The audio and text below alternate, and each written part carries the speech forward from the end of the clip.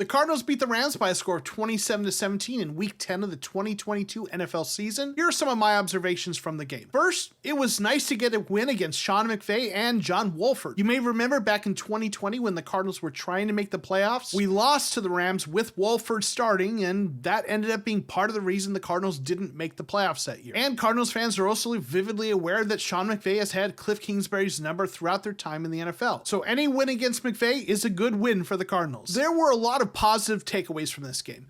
Colt McCoy had a great game, and this is why we brought him in as that backup quarterback. Chris Streveler wasn't able to win games like this for the Cardinals when he was called upon, but McCoy, with his veteran savvy and experience, has been able to take the helm and lead this team to some victories when they've needed him to. And that veteran experience allowed him to be a good fit for this game plan. The Cardinals needed to get the ball out quickly to neutralize Aaron Donald's pass rush. McCoy was able to diagnose defense and get the ball out quickly to the right receiver. Now, some fans are saying that Colt McCoy should be the starter ahead of Kyler Murray. I'm going to say slow your roll on that one. Colt McCoy did what you need a backup to do, and his veteran experience does give him some advantages in certain situations. But Kyler Murray's upside is much higher than that of Colt McCoy. A good game for Colt McCoy like this is 238 yards and 1 touchdown. A good game for Kyler Murray is 350 yards and 3 touchdowns. Kyler Murray is still the answer at quarterback, but this team needs to get that offensive line fixed so Kyler can make the kind of plays that he is capable of making. Some other players that had great games.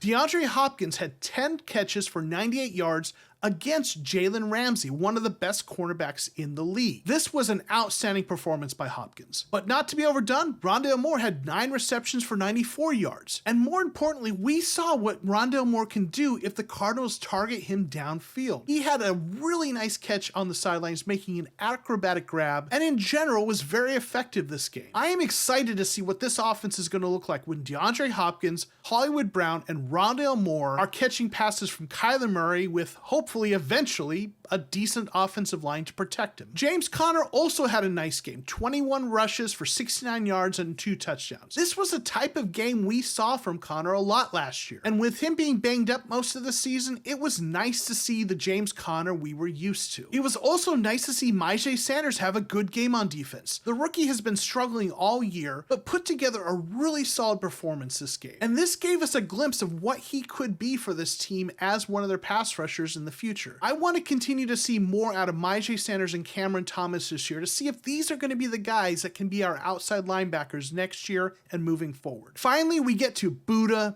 Baker, the heart of this team. After that ankle injury, people thought he was going to be out for 2 to 3 weeks. But no, he played this game. He's not human, he's like a demigod or something. But not only did he play, he got an interception and returned it for over 50 yards. Hard Knocks is allowing the rest of the world to see what Cardinals fans already know. Budda Baker is that dude. Let's enjoy this game, Cardinals fans. It's been a rough season, but for this week, we get to enjoy a nice win. Thanks for watching, and we'll see you next time on The Cardinal Rule.